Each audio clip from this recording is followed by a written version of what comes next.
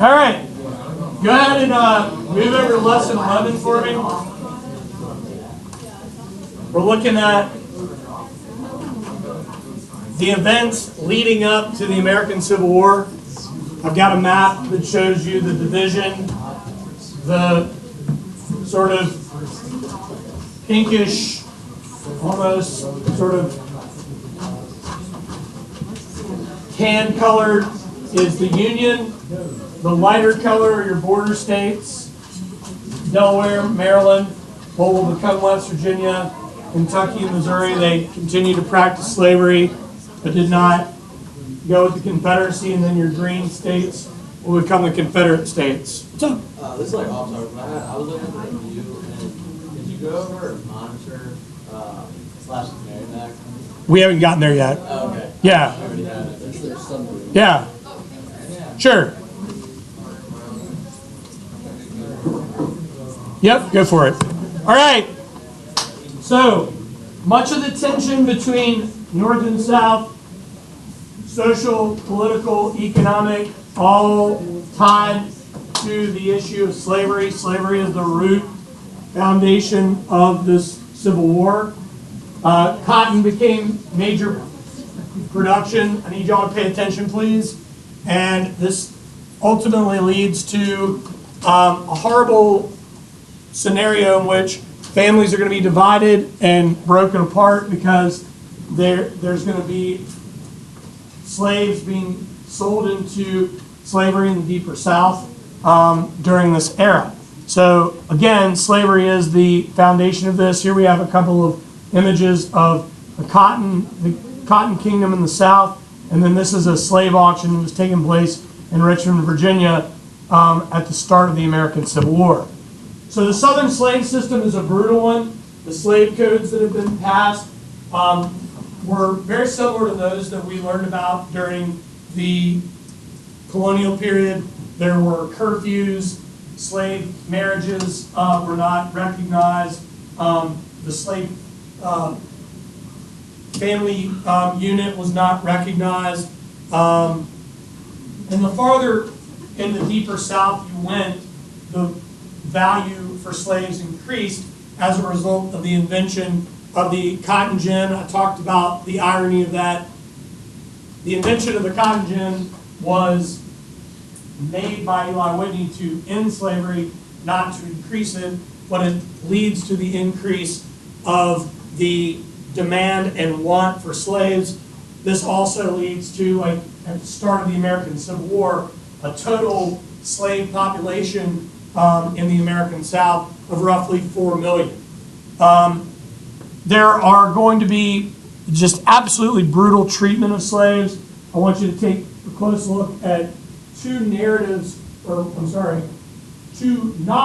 One was a fiction and one was a memoir that were written during the era.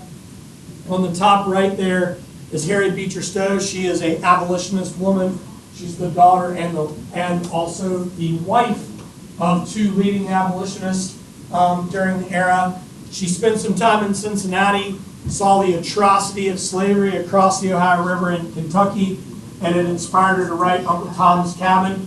Uncle Tom risked his life to help free other slaves, and he is ultimately executed for this venture. And it's basically a collection of stories about slave life. And then a very real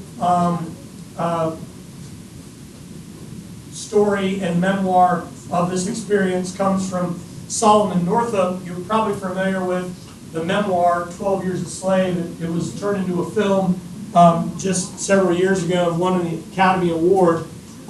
Solomon Northup was a free man who was hired to perform in Washington, D.C.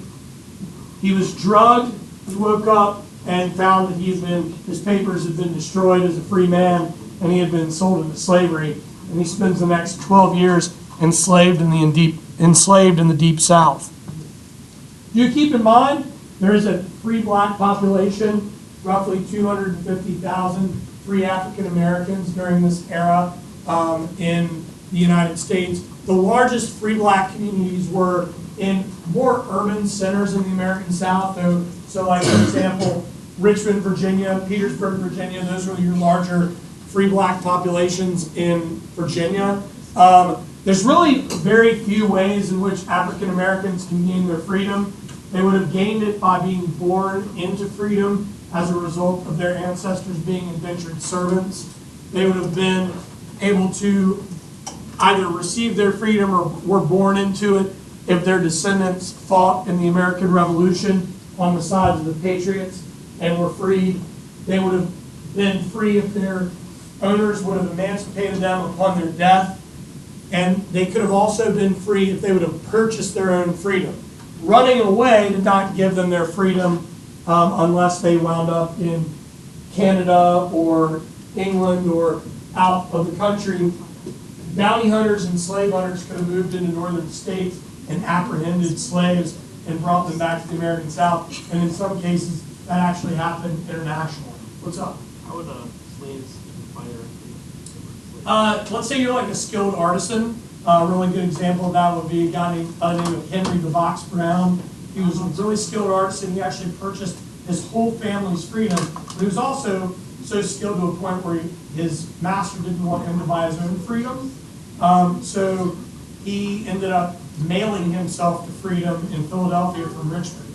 And we're going to talk more about him later in the lesson. So if you're skilled and you have the ability to be hired out, and you work somewhere like Treasure Iron Works in Richmond, you make your own money and you can actually buy your own freedom. But it was very few and far between. And if you were like working in a field as a field hand in the Deep South, the chances of buying your own freedom were very slim. Let's take a look at the sort of the center of the free black community was the AME Church, the African Methodist Episcopal Church. The AME Church also became one of the leading safe houses along the Underground Railroad, where conductors like Harriet Tubman would move slaves to freedom from south to north. And the free black population is quite instrumental in using the AME Church as their center of their community. One place in particular that's not far from us in Richmond is Jackson Ward. I encourage you guys to visit Jackson Ward. They've got great cuisine, awesome architecture. African American History Museum is there. The Maggie Walker House is there. There's a lot of really great, rich African American history in that area of Richmond, and it's had an incredible revival in the last 20 to 30 years. So what are your cultural differences? The North is more of an urban society focused on free labor, city life, factories like the Lowell Mill here. And then the South, primarily agricultural, small villages, farms, large plantations with slaves. Obviously, there's a significant economic factor that we've already discussed. The North loves tariffs because it protects industry. The South hate them because it interferes with agriculture and it interferes with them moving their goods to market. That also sparked what we already know as the nullification crisis. Here we have a sort of political cartoon that shows the northern merchant in Boston who loves the tariff, and in the background there's a bale of cotton being distributed, whereas the skinny southerner hates it.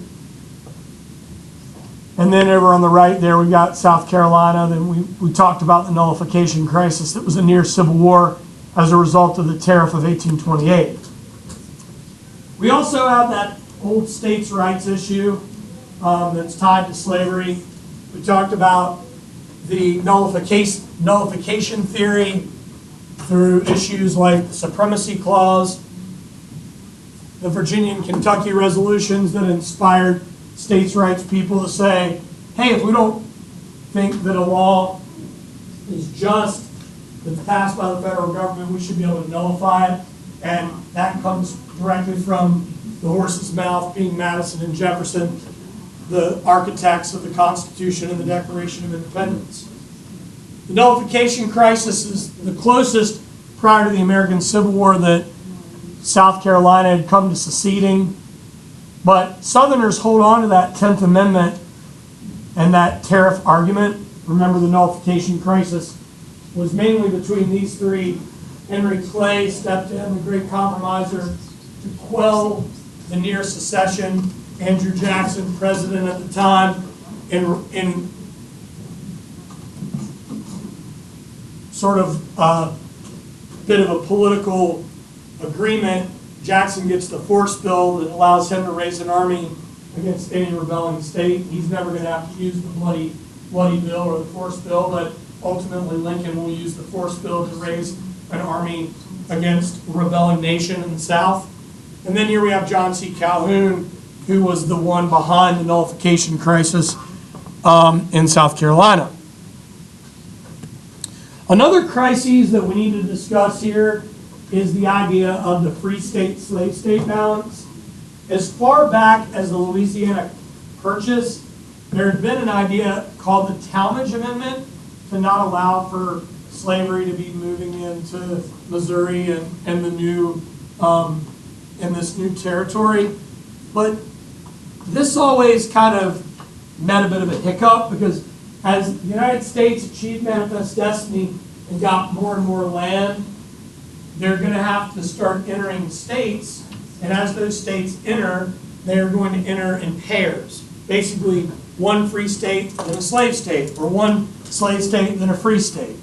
But that balance is going to be disrupted through events like the Mexican War. So we talked a little bit about the Wilmot Proviso. The Wilmot Proviso, a lot like the Talmadge Amendment, was a provision, a bill, that wouldn't allow for slavery out in the New Mexico and Utah territory. This thing got shut down. It didn't make it through the Senate. And that is a reason why we can't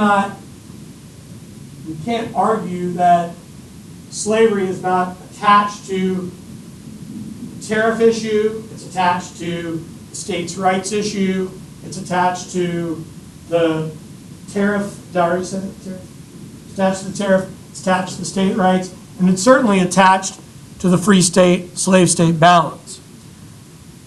Do keep in mind that slaves want their freedom. We have two really important individuals in Virginia state history and in U.S. history here that I want to point out.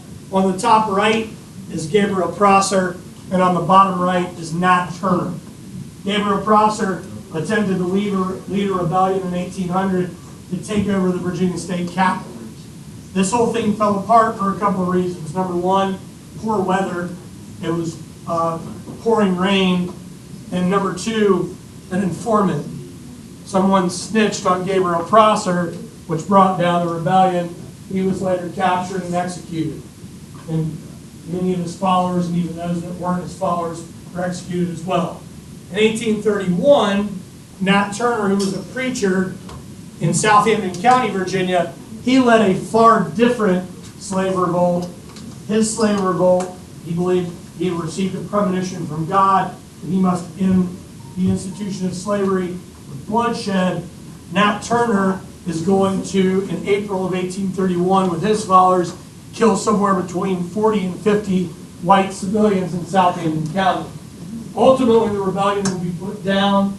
He will later be captured, confess, tried, and executed for his crimes.